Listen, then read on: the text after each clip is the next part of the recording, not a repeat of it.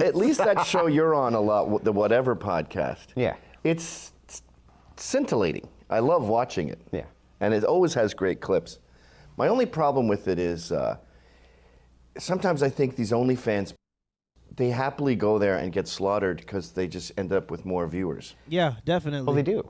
But so it's promoting OnlyFans in a weird way. Well, not really. I actually had a debate on this recently. You could say basically anybody who's ever interviewed by anybody, whatever their motivation is, they're getting something out of it. Yeah. You know what I mean?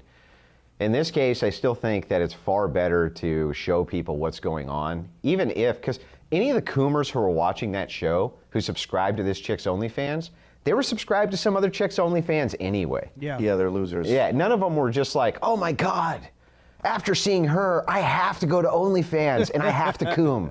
They were already coomers. Yeah. You know what I mean? They probably watching the show with a bottle of lotion right next to them. And I think that the way that Whatever exposes the kind of wider ethos that's happening with these skanks is one of the most beneficial things to society I've ever seen, because people don't even know this is going on. Yeah. I think what makes the Whatever podcast and podcasts that are similar to it interesting, like Fresh and Fit, what they used to be, I'm not sure if they still make that style of content, but what made it interesting and what makes it interesting is the fact that there's a level of delusion that's entertaining to watch. And I think that some women that come onto the show, they've lived in this delusional bubble for so long and just believe their worldview to be right for absolutely no reason. And when their worldview gets challenged, it's interesting to see how they respond to it. Some women just go quiet and they just soak up all the OnlyFans simps that are going to go subscribe to them anyway. Some women get loud. Some women they start claiming that somebody's abusing them. Some of the women start saying that somebody's been misogynistic. Some of the women just get violent and some of them walk out. So I think it's really interesting to see how the women respond to their worldview being challenged by somebody that doesn't want to sleep with them and getting a new perspective and being able to watch that in real time. And I think a lot of these girls, it's never occurred to them that they're prostitutes. And they're like, I'm making tons of money. Yeah, prostitution pays well. Yeah. So does It always selling has. drugs. There's lots of sins that are profitable, but no one wants to marry you. There is It's because we use euphemisms like OnlyFans model. That's like a drug dealer calling himself a curbside pharmaceutical sales associate.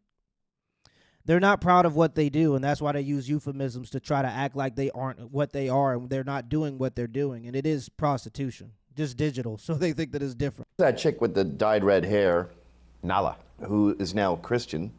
Yeah, I And- debated her on Whatever. Oh, yeah? Yeah. Maybe you converted her. Yeah, well, that's what Brian says. He gives me credit for it. He says, that was you. So I'll tell you a little bit about her, my impressions. Okay. Okay, so at a lot of the women I've talked to there, she came off as being very genuine. And what I mean by that is I honestly believed that she believed the things she was saying. A lot of people I debate, a lot of women I debate, you know how you can get a feeling from someone that they don't actually believe that they're saying? Right. Her, I got the distinct feeling she actually believed the stuff that she was telling me, Really? right? As stupid as it is, as the stuff she was telling me was, I got the impression she at least believed it was true. And so I was willing to give her the benefit of the doubt when she came out with this. And a lot of people were hammering her. Came out with what? Even from OnlyFans or Christianity? No, with the Christianity, with Oh, the okay. conversion. You know, I was on Pearl Davis's show right after that. I was talking with Pearl, and she's like, come on, Andrew, like, this is bullshit. You know, it's just bringing in a bunch of simps. And I'm like, look, back off, because everybody needs to have at least an opportunity Yeah. to move that direction. Yeah, know you what gotta I mean? Well, if leave she room. quits her OnlyFans, then Yeah, you got to leave room for people to change. You do have to do that. it's proof. But she hadn't. She Oh, hadn't well, really that's quit a it. big deal. And then there was a bunch of pressure, right? And then she did. Yeah, she obviously. did. She did basically quit. She did basically quit after that. She pulled it all down. But it's like, that shows you the power of social shame, right?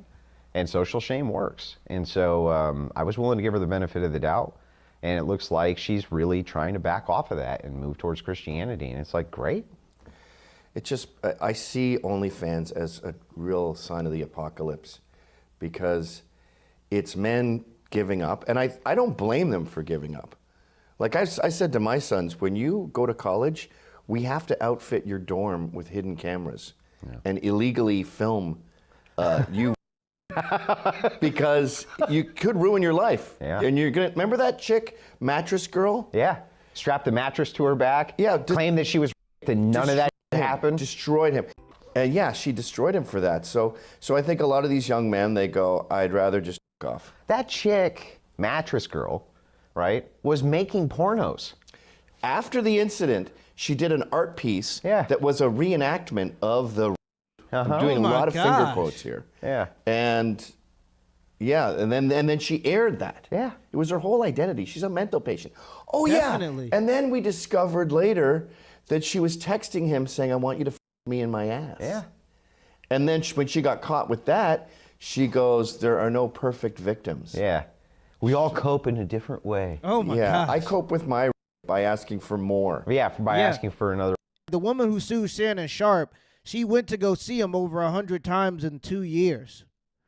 I have best friends that I have not seen 100 times in 2 years. And if you've been abused, why do you keep going back? I forget the other guy that was part of the Impractical Jokers, but there were 2 women that were like 19 or 21 or something like that were claiming that they were being abused, but they drove to him on multiple occasions. Even after the occasion where they said they were being abused, they continued to drive to him, yet they have some type of case in the court of law, which to me, I just think is disingenuous. I think that there's a blind eye turned on the amount of women that are very promiscuous and that are hoes and that are taking advantage of the system, and I think it has to be talked about.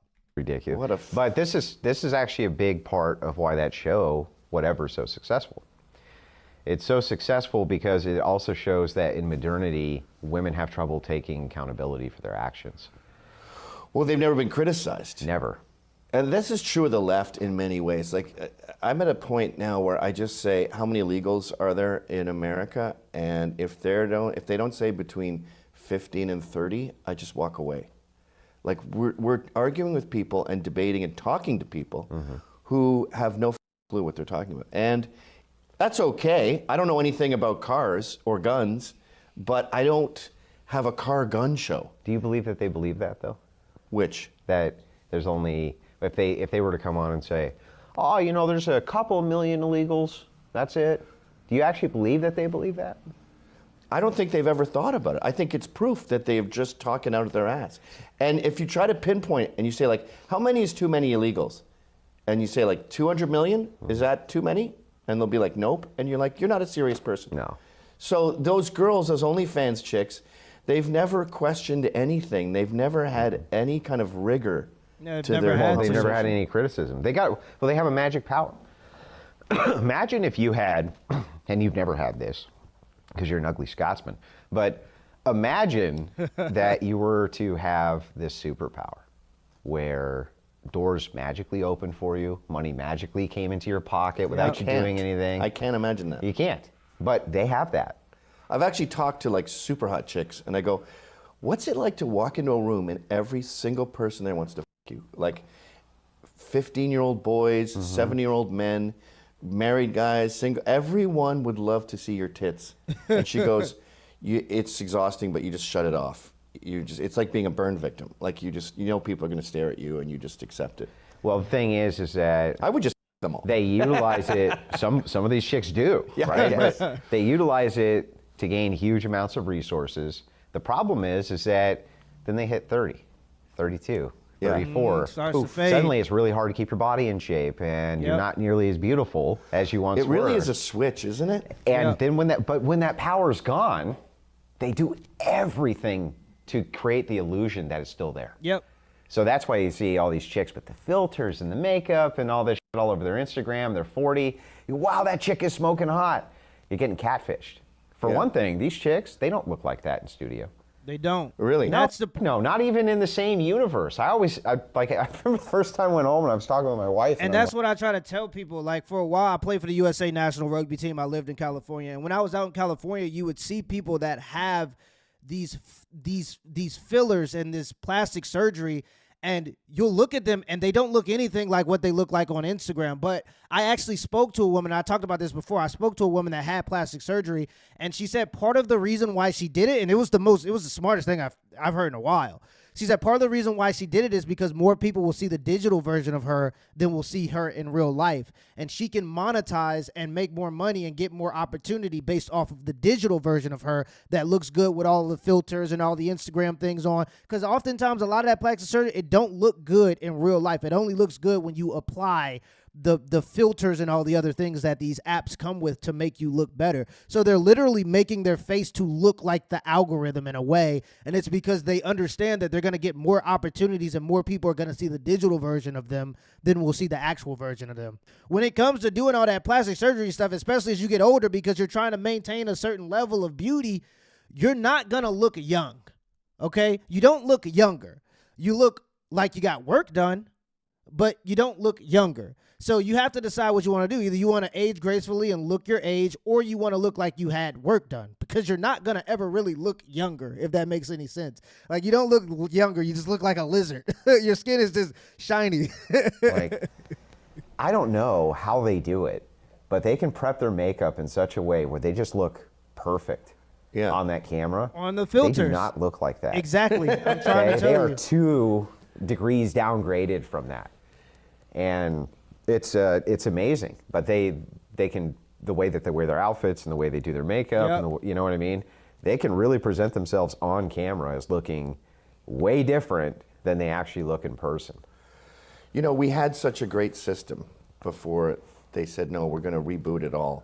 We had a system where you're a pretty lady, you attract a man, you have 3 to 5 kids, and then when you get older and you lose your looks, it's cool, I got your back. I'm going to be here, still loving you, still f***ing you, and your children will adore you, and you lost your cachet, in a sense, but no one cares because we love you unconditionally. Exactly. It's because as you get older, especially as a woman, your value isn't in your looks. It's in how you treat and maintain a family. Do you take care of the people in your community? Are you a good person in your community? Do you arrange social events? Do you put together family reunions? Like, these are the things that make older women valuable. Like, my mother-in-law, she takes care of the people in her community. So when she goes anywhere, you got men standing at attention ready to do anything to make sure that this woman who's an older woman is protected, because she's valued based on the things that she offers her community and her community building skills. If you having a hard time, she's always a person you could go to for a warm meal, and the men in the community will go to bat and protect her no matter what, because that's the type of character that she presents. So as you get older, you know, I just think that is something that's graceful and beautiful about getting to an age where you just don't have to be vain anymore. Like, when is it enough?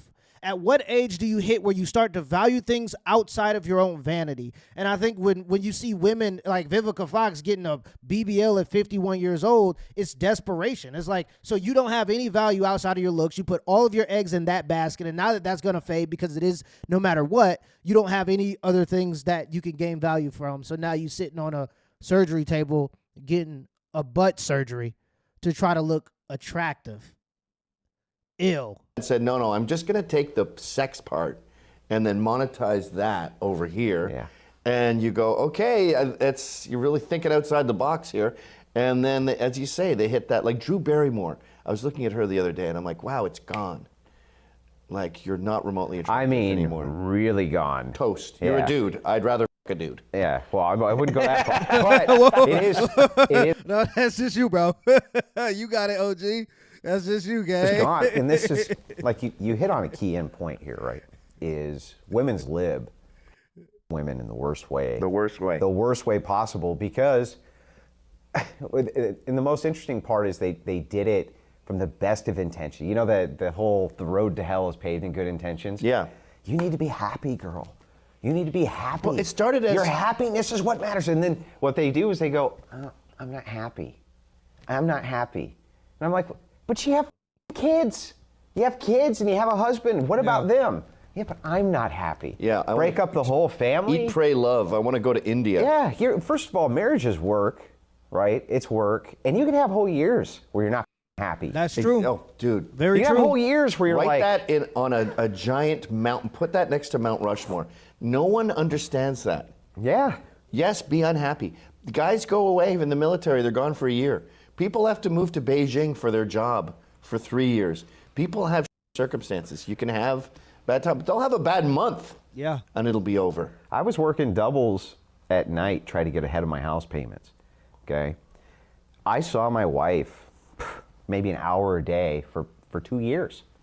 Right? And she told me. I've heard of that destroy marriages. Yeah. Well, shifts. she told me, she sat me down one day and she said, I know that we're getting ahead, but we've got to make some changes because it's miserable. Yeah. It's miserable for you. It's miserable for me. We're fighting over nothing. We had a fight the night before, right? I was mad that she didn't put enough taco sauce on the tacos she made, and I made a big deal out of it, you know what I mean? Yeah. And she was like, that's ridiculous. Yeah, it is ridiculous, you know what I mean? Well, you're probably fucking exhausted. Oh, too. constantly. I was always exhausted, and she was always great about it. She knew it, you know what I mean? Yeah. But, you know, it wasn't ultimately productive. It was time to do something else. But the point is like, that was a couple of really fucking miserable years for both of us. Right.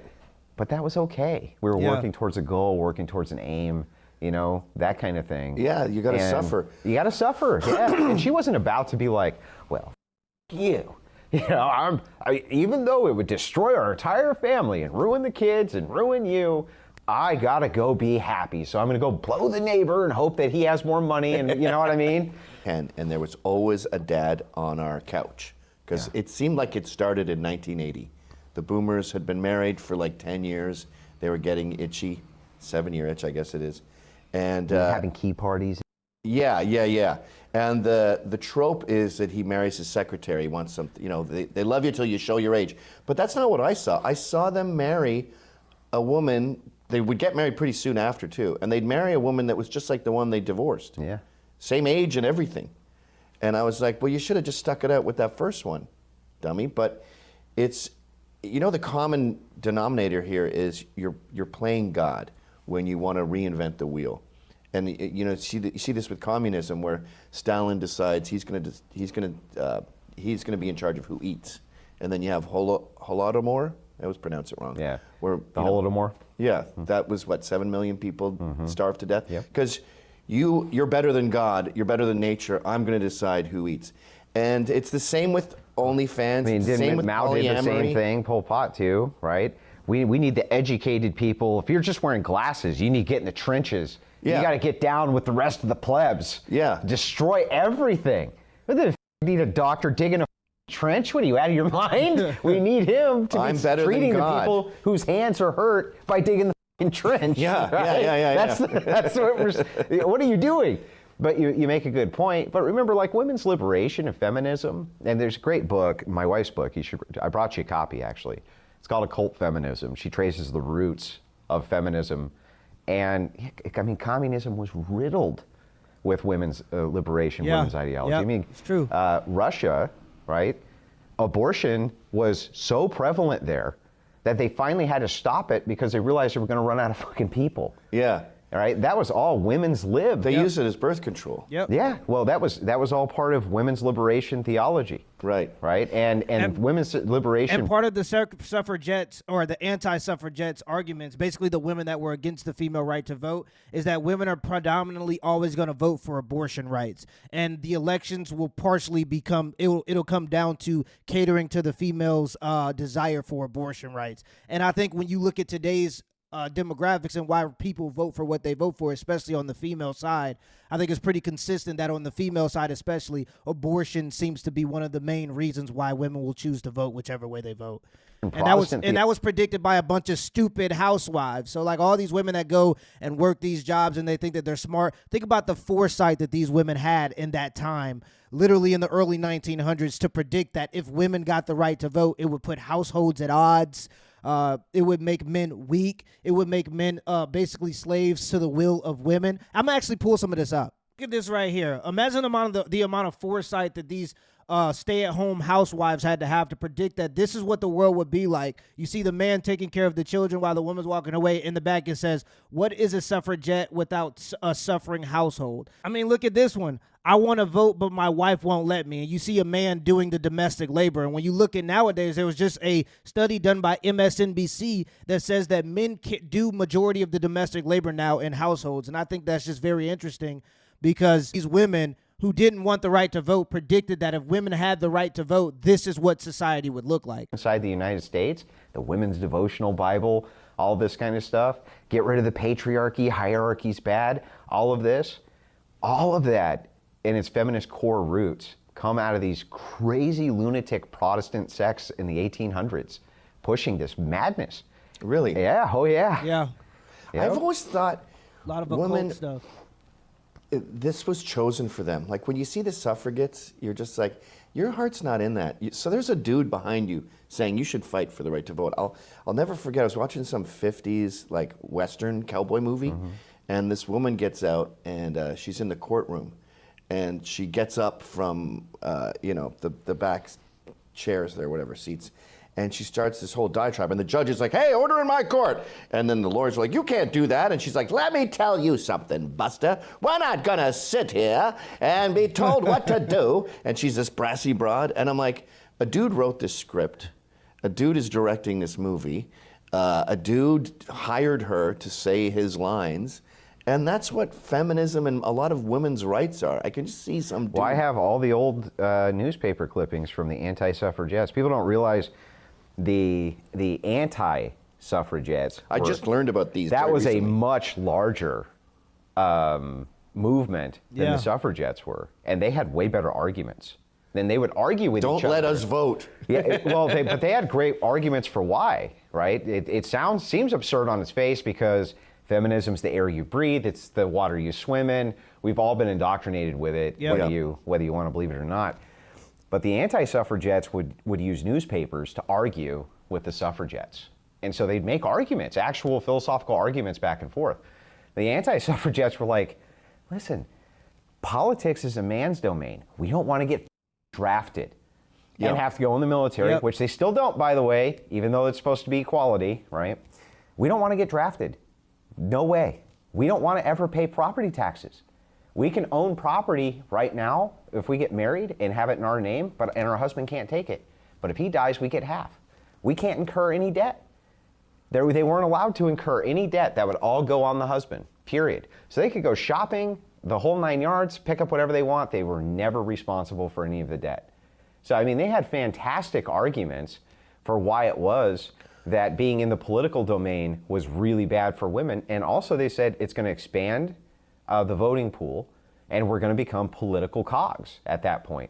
And so Which then they are. Which they are. Yeah. Which they are. And the anti-suffragettes were so smart, a lot of them, they said, listen, women are really easy to influence.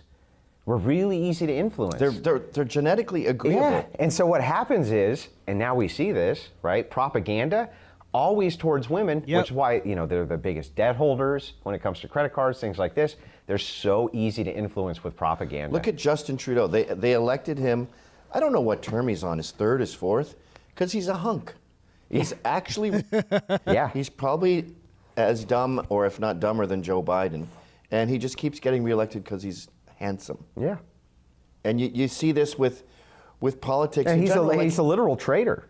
He's a Canadian traitor. Like, if there was justice in the world, they'd put that guy right up against the wall, Trudeau, for what he did to Canada. I mean, with the COVID, with the truckers, yeah, with the confiscating lockdowns, bank accounts. What he did was, from my perspective, was high crimes. I mean, he did high crimes against his own nation, political crimes. yeah. He's you Fidel honked your Castro's horn. son. Go to jail. You honked your horn. Unreal, this guy. And the money he gives to the media, Ezra Levant did the math, and it ends up being like $40,000 per person in media. Because he had like that, I don't remember how much it was like $70 million. He said it was to save newsprint, but it was really just a gift to the media to talk nice about me. But there's not that, Canada's a tenth of the population. Yeah. So there's not that many people in media. So you throw millions at them, and every single person is getting tens of thousands of dollars.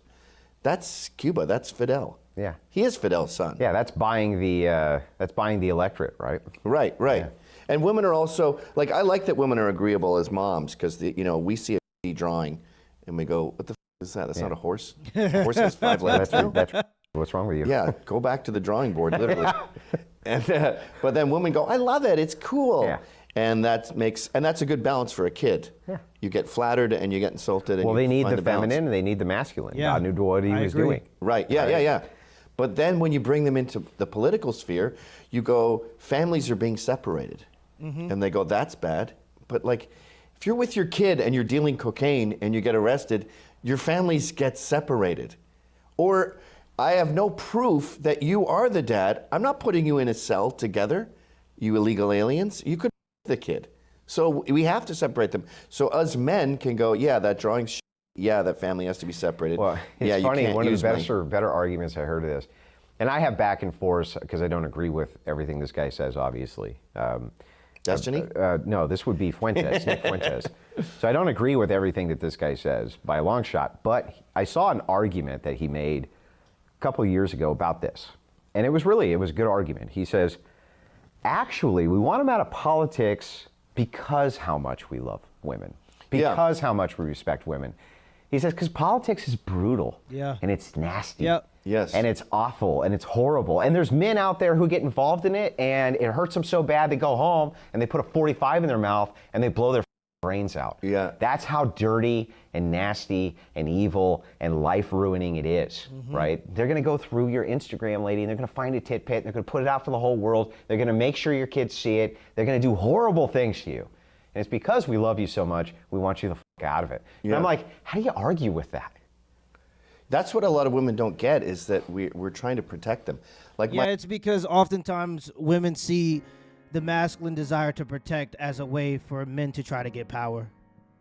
They don't understand that the first part of protection is prevention. That's the same reason why if you tell a woman not to wear something when she goes a certain place, in your mind, you're like, I'm protecting you, I'm protecting our relationship, because the first step of protection is prevention. But in her mind, she goes, you're trying to be controlling, you're trying to gain power over me. And so oftentimes women think men do things for power when really we do them for love. And that's a big dilemma between the masculine and the feminine, and a huge misunderstanding. And I think that feminism preys on that natural instinct that women have to assume that men are doing things for power. I think feminism fuels that fire. And I think it teaches women that men do things for power when really we are trying to do them out of love oftentimes. But I think it was an interesting conversation. Modern women go off the rails. Andrew Wilson debates on whatever. Expose the truth with Gavin McKins. Let me know in the comments below if this video was a WRL, and give me the HBO special. That's a Help Brother Out special. Hit the like and the subscribe button for more content. Till next time.